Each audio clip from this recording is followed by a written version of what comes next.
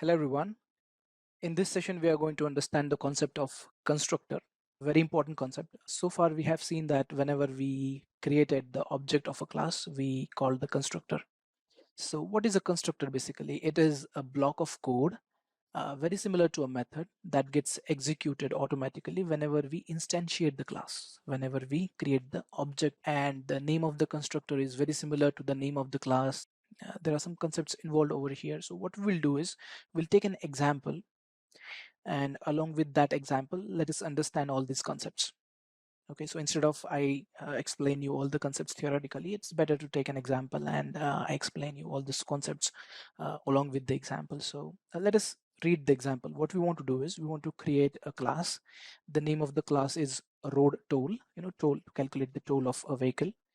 That's our class name. And then in that class, we want to create the member variables as the vehicle type and the vehicle number of tires. And then depending upon the number of tires for a vehicle, the toll will be calculated. So there will be a method that will calculate the toll for a vehicle. So if a vehicle has 2 tires, like a bike, and then it will have no toll, it's free. If the vehicle has 4 tires, a car, then the toll is 10. If the vehicle has more than 4 tires, like a truck or something, then the amount for toll is $20. Okay, so there will be a method and there will be 2 variables in the class. Now after that, we will create a main class that has a main method basically. So road toll main class with a main method, and in that main method we will create the object of a road toll class. So similar to whatever we have been doing so far. And with respect to that object, we will assign the vehicle type and number of tires, and then we'll call the method to find the toll for the vehicle. Okay, we'll call that particular method that calculates the toll. Up till this point, everything is very same, whatever we have seen so far. Now the next line is to create the constructor in the class.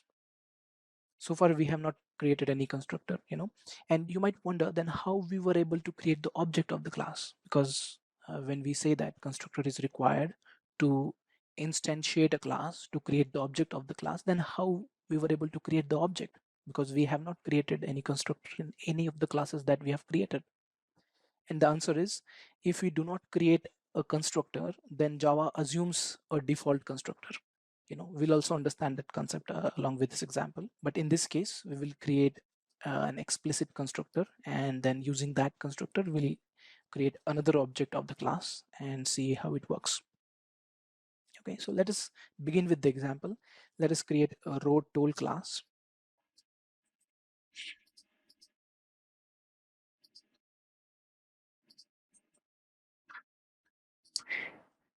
And in this road toll class, we want to create 2 variables, the type and number of tires. So I'm going to create a string variable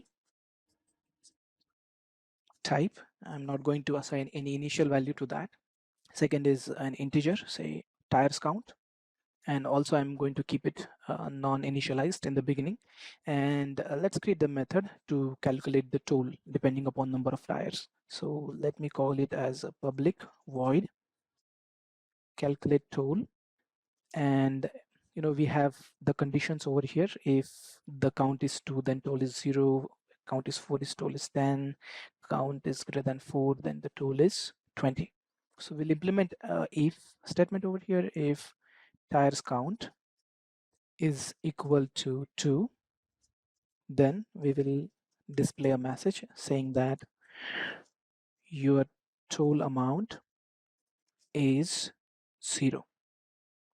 And we'll use else if kind of a structure here. If tires count is equal to 4, then the toll is $10. And else if tires count is greater than 4, then your toll amount is 20. So I'm just going to replace here to 20. So 3 conditions: equal to 2 is 0, equal to 4 is 10, and greater than 4 is 20. Let's also create another else over here just to tackle the condition. If someone enters number of tires as 0 or negative, then we'll display a message saying that incorrect tire count. So simply two variables and a method that calculates the toll depending upon the number of tires. Next line says create the road toll main class with a main method, and then create the object of the road toll class, and then provide the values to the member variables and call the method.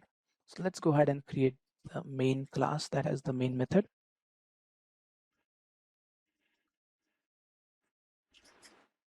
With the main method, and over here let's create the object of road toll class.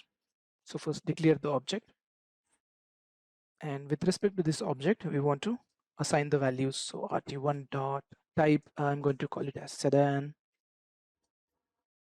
and rt1 dot tires count, I'm going to say 4, and then with respect to the object let us calculate the toll. Okay, very similar to whatever we have been doing so far. When we run this program, it's going to say your toll amount is $10. If I say something else like a truck with 6 tires, it's going to say your toll amount is $20. Very same. Now concentrate on this part over here. We already discussed that whenever we instantiate the object, first we declare the object with the class type, and then we use the new keyword, and then we call the constructor. Now this is a constructor that is already there in the road toll class, but we cannot see it. It is invisible. And when I say it is invisible, I simply want to say that if you do not create an explicit constructor in a class, then Java assumes a default constructor, something like this, something like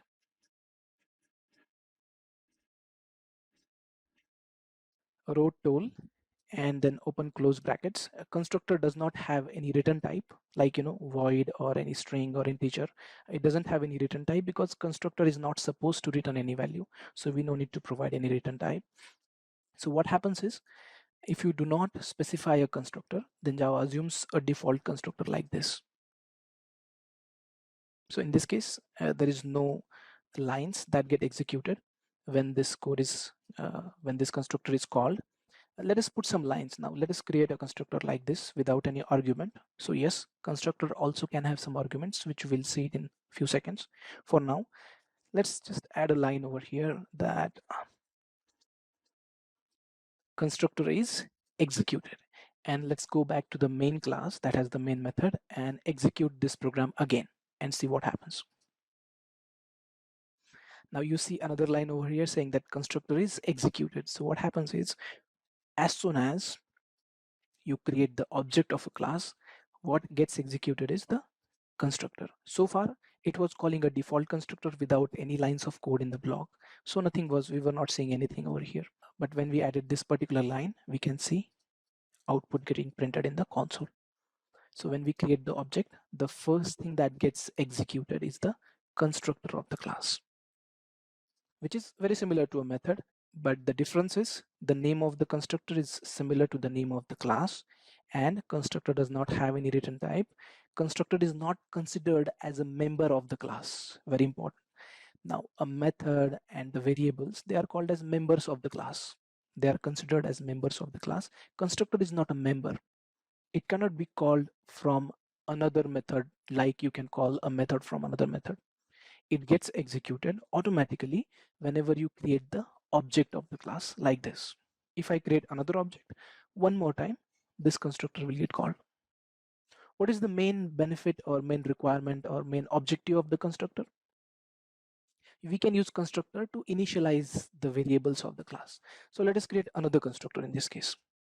Let us say public road toll, and let's create two arguments over here. First is string type, and another is integer tire count. And what this constructor is going to do is whatever is the value user is going to specify for type and tires count, those values are going to get assigned to the type and tires count of this class.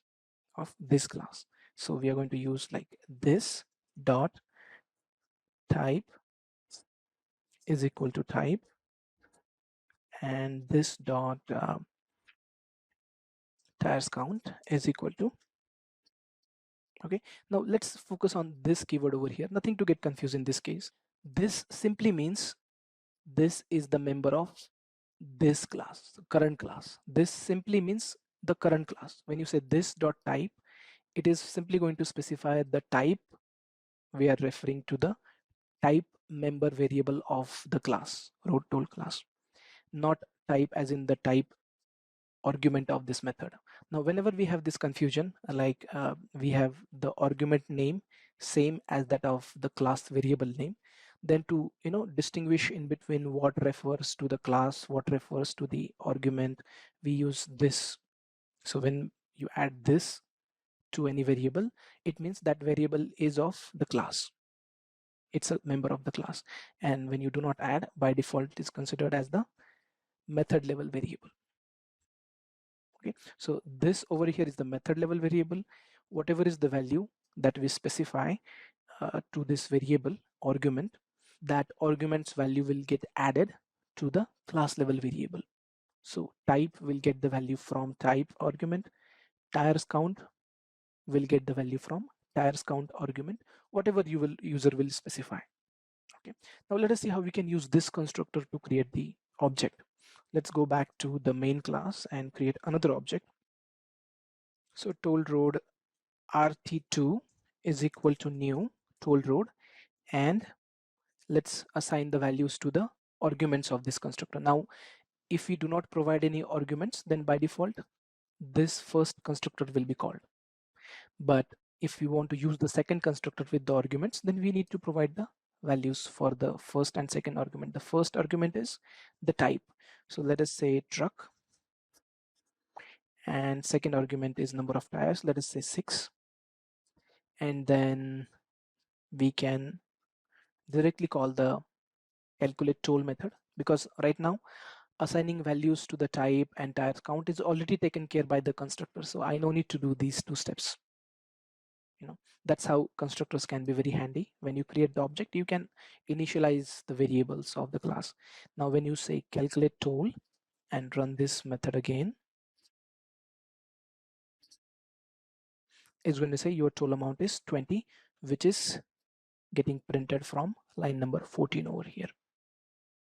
So what we have another constructor with the arguments.